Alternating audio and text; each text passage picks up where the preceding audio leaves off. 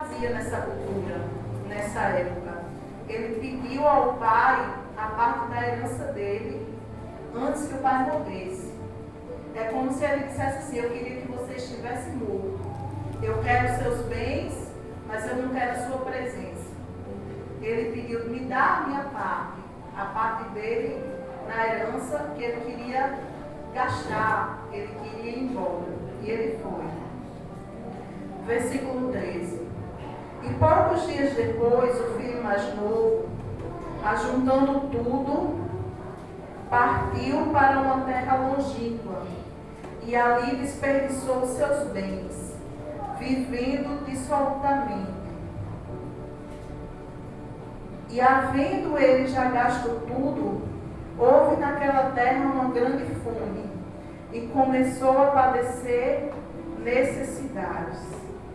Ou seja, o rapaz que tinha querido sair de casa, e eu acho que queria liberdade, estar longe dos olhos do pai, longe da vista do pai, queria fazer o que ele bem entendesse, levou a sua herança e ele viveu dissolutamente. Dissolutamente quer dizer regaladamente. Ele viveu esbanjando.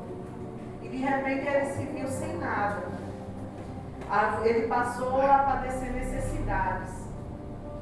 Então, quando a pessoa se afasta do pai, Jesus estava falando desse pai para falar de Deus como pai. Quando a pessoa se afasta do pai, mesmo que seja buscando a liberdade, isso não vai dar em liberdade, isso vai dar em necessidade, vai dar em prejuízo para a pessoa. E assim esse jovem estava vivendo ali agora uma realidade muito triste, porque ele desperdiçou tudo que ele tinha. Tudo que ele tinha, agora ele já estava longe da casa do pai, ele estava longe do amor do pai dele, ele estava vivendo ali, colhendo aquilo que ele estava plantando, que era se distanciando do pai dele. E muitas vezes a gente também faz isso. Eu quero a minha liberdade, eu acho que eu posso andar por mim mesmo, eu sei tomar boas decisões, eu sei o que fazer. E aí você se afasta do Pai, você se afasta de Deus. E isso não vai dar num lugar bom, irmãos. Às vezes é a voz do próprio inimigo dizendo: não, mas para que você dar ouvidos à palavra? Mas para que você buscar a orientação de Deus? Você sabe o que fazer, você consegue, você sabe sozinho. E isso é para dar num péssimo lugar, como esse jovem que começou a padecer necessidades. No versículo 15. E chegou-se a um dos cidadãos daquela terra, o qual o mandou para os seus campos, a apacentar porcos. E desejava saciar o seu estômago com as bolotas que os porcos comiam, porém ninguém lhe dava nada. E tornando em si, disse: quantos jornaleiros do meu pai têm abundância de pão, e eu aqui pereço fome. Levantar-me-ei e irei ter com meu pai, e dir-lhe-ei: Pai, pequei contra o céu e perante ti, já não sou digno de ser chamado teu filho, faze-me como um dos teus jornaleiros. Então ele caiu em si. E como é bom quando a pessoa cai em si, quando a pessoa acorda, desperta. E é isso que Deus quer que a gente faça, que a gente desperte, que sem Ele a gente não chega a lugar nenhum. Sem Ele não há direção. Sem Ele não há sabedoria para que você saiba o que fazer e para que tome decisões acertadas. Por isso que o jovem, ele acorda, ele diz: eu aqui passando fome, desejando comer as bolotas dos porcos, e os servos do meu pai, que não são nem filhos, mas têm abundância de pão. Então nós temos que acordar para despertar que o povo de Deus é um povo abençoado. E nós também devemos desejar ser esse povo de Deus, esse povo abençoado. Amém? Amém. E aí ele diz: e levantando-se, foi para o pai. Quando ainda estava longe, viu seu pai, e o pai se moveu de íntima compaixão, e correndo lançou-se ao pescoço e o beijou. E o filho disse: Pai, pequei contra o céu e perante ti. Já não sou digno de ser chamado teu filho. Mas o pai disse aos seus servos: Trazei depressa a melhor roupa e vestiu, e ponde-lhe um anel na mão e alparca nos pés. E trazei o bezerro cevado e matai-o, e então comamos e alegramos. Então, quando o pai viu ele, o pai se moveu de íntima compaixão. Foi na mesma hora. Deus, ele não está com um chicote na mão para esperar você voltar. Amém? Deus não está com um chicote na mão. Deus não quer receber você apenas como empregado. Deus quer receber como filho. Amém? E ele não estava com um chicote na mão do pai. Quando ele viu o filho, ele se moveu de íntima compaixão. Ele se moveu, ele sabia o quanto aquele jovem estava perecendo longe da casa dele. E Deus também sabe o quanto a gente perece quando a gente se afasta.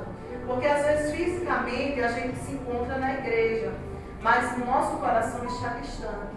E a gente começa a sofrer, porque está longe do Pai. Mas se você voltar, Deus ele está perto, ele não recebe a pessoa com um chicote, mas ele recebe com íntima compaixão, amém? E aí ele mandou que trouxessem para o filho a melhor roupa, vestiu e pondo um anel na mão e alparca nos pés. Porque quando a pessoa não tinha sapato, isso significava que ela era escrava, que ela era serva, mas o sapato tinha uma importância muito grande naquela época. O anel era um símbolo de autoridade. Então aquele jovem ele recupera a autoridade, a liberdade. Tudo isso ele recupera quando ele volta para o Pai. Amém? E é a mesma coisa que Deus quer que o povo dele recupere a liberdade. Que recupere a liberdade de dormir uma noite inteira. Que recupere a liberdade de poder estar bem, de poder estar tranquilo, de poder estar em paz. Amém? Tudo que longe dele você não conseguiria. Ele quer que você recupere a autoridade de mandar o mal embora, a autoridade de repreender os demônios, a autoridade de repreender as coisas ruins que se levantam contra a sua vida, que se levantam contra a sua família. Todas essas coisas Deus quer fazer. Deus quer que você receba de volta. Em nome de Jesus. E o pai manda matar o bezerro cevado, para que comam e se alegrem. Amém? Então, o bezerro cevado, ele só era morto em ocasiões especiais.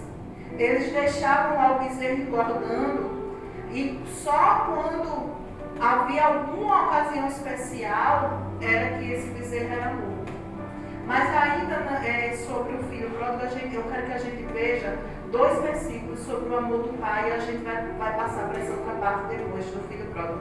Marca aí e vamos em Isaías 55:7. Olha o que é que...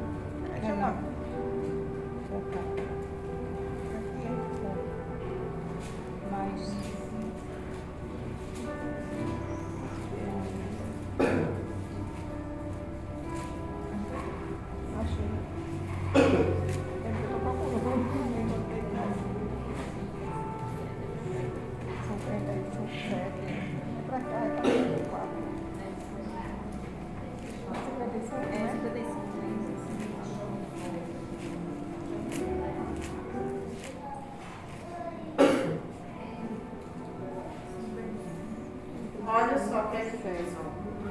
Daí 55:7 diz: Deixe o ímpio o seu caminho, e o homem maligno os seus pensamentos, e se converta ao Senhor, que se compadecerá dele. Torne para o nosso Deus, porque é grandioso em perdoar. Foi isso que o jovem fez.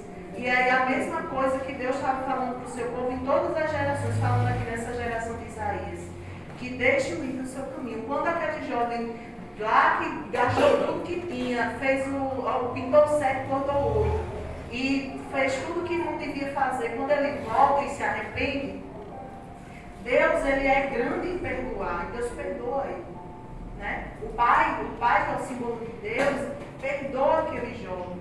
Outro versículo também que fala sobre a grandeza imperdoável do nosso Deus é Joel capítulo 2, versículo 13. Coloca lá, nos pequenos profetas. 3. Joel 2, versículo 13.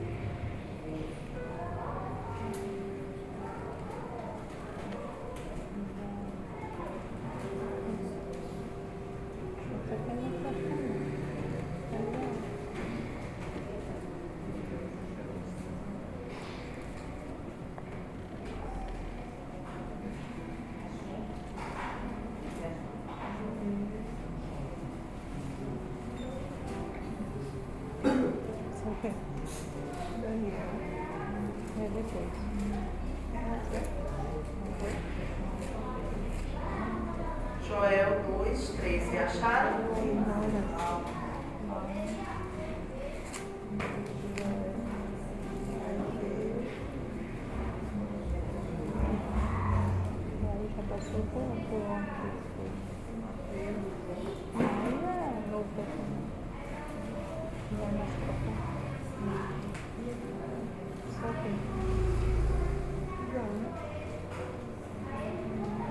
Aqui tem a letra do Jó, do Joel.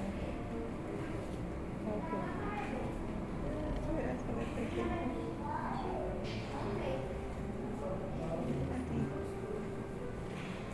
Joel 2, 13. Diz o quê? Esse é João. Achou? Não. Joel Joel. de Mateus. Ezequiel, Daniel, Oséias. Voltar. Oséias, Joel. Depois, Tá bom, meu. e Oséias. Joel. Aqui é Oséias.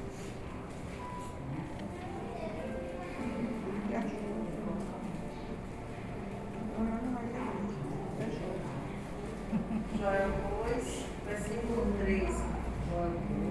Versículo 13. Diz assim: e rasgai o vosso coração, não as vossas vestes, e convertei-vos ao Senhor vosso Deus, porque Ele é primeiro misericordioso, compassivo, tardio em irar-se, grande em benignidade, se arrepende do mal. Então Deus é tardio em irar-se, Ele se arrepende do mal. Se alguma coisa de ruim acontecer, já não vai mais.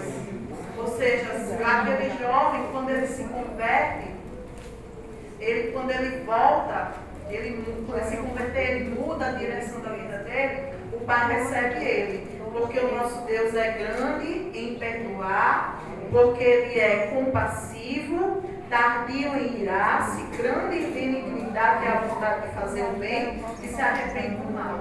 Amém? Então, por isso que ele voltou e deu certo ele voltar. E para nós também, irmãos. Agora, 1 de João, capítulo 3, versículo 1. 1 de João, lá perto do Apocalipse.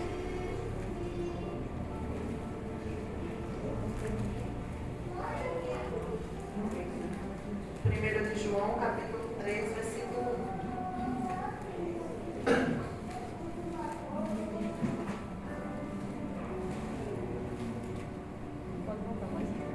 Mais pra frente. 1 de João é lá atrás, já é perto de Apocalipse. 1 de João, capítulo 3, versículo 1. O que é que diz na sua Bíblia? Vede quão grande amor nos tem, achou? Vede quão grande amor nos tem concedido o Pai, que fôssemos chamados filhos de Deus.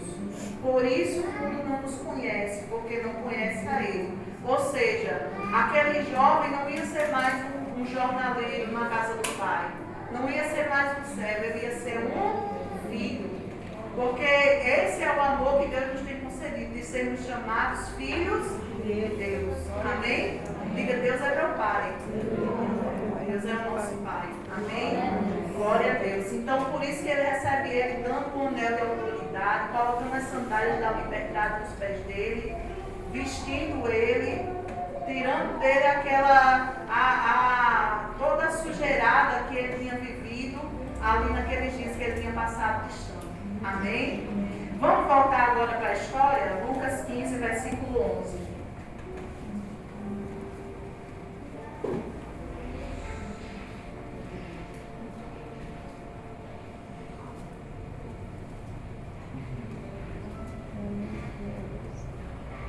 A gente está no versículo 23, que ele mandou trazer o bezerro cevado. Matai e então comamos e alegremos. Jesus disse que sempre no céu há uma festa por um pecador que se arrepende. Jesus disse que, e ele contou essa história de várias maneiras. Ele disse que um pastor ele tem 100 ovelhas. Quando ele perde uma, fica 99 no aprisco. Quando ele acha que foi perdida, ele chama os seus amigos e vamos nos alegrar, porque eu já achei a minha ovelha que estava perdida. Amém? Então esse era o motivo pelo qual o pai mandou matar o bezerro cevado, o bezerro especial que estava separado ali para ser morto numa ocasião importante. Ele manda matar porque aí ele recupera aquele filho. Então sempre que uma pessoa retorna à casa de Deus é motivo para a gente se alegrar. Sempre que uma pessoa volta para a graça de Deus é motivo para a gente se alegrar, porque Deus se alegra. Amém? E o versículo 24 diz: porque este meu filho estava morto e reviveu, tinha se perdido e foi achado, e começaram a alegrar-se. Ele estava morto.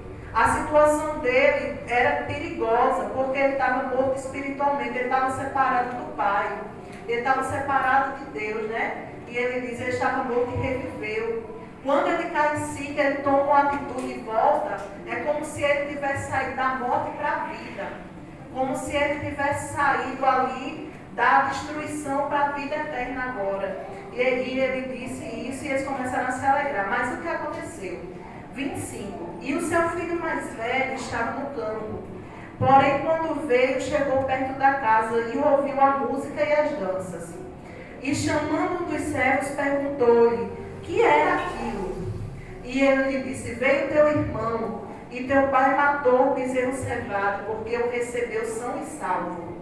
Mas ele se indignou e não queria entrar. E saindo, o pai estava com ele. Insistia: rapaz, entre, se nós recuperamos o seu irmão com saúde. Ele veio, ele está bem. E naquela alegria, entre ele não entrava de jeito nenhum. Ele não queria entrar, ele estava revoltado. E ele disse, 29, respondendo ele, disse ao pai: eis que te sirvo há tantos anos, sem nunca transgredir o teu mandamento, e nunca me deste um cabrito para me alegrar com meus amigos. E vindo, porém, este teu filho, que desperdiçou os teus bens com meretrizes, mataste-lhe o bezerro cevado.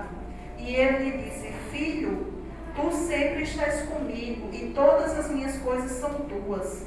Mas era justo que alegremos e folguemos, porque este teu irmão estava morto e reviveu, estava perdido e achou-se. Ou seja, ele ficou revoltado e disse: eu sempre fiz tudo que o Senhor mandou. E às vezes isso acontece com a gente. Eu sou correta, eu sou dizimista, eu sou ofertante, eu oro, eu jejuo, eu faço tudo. E você vê a pessoa que está voltando sendo abençoada. E você quer ficar revoltado com o filho mais velho. Você é todo certinho. E a pessoa está sendo abençoada primeiro que você. E você quer ficar revoltado com o filho mais velho. Isso não pode, amém, irmãos? Nós temos que nos alegrar com a graça de Deus sobre a vida do nosso irmão. Alegrar que ele voltou e que Deus está abençoando aquela pessoa. Então ele diz assim: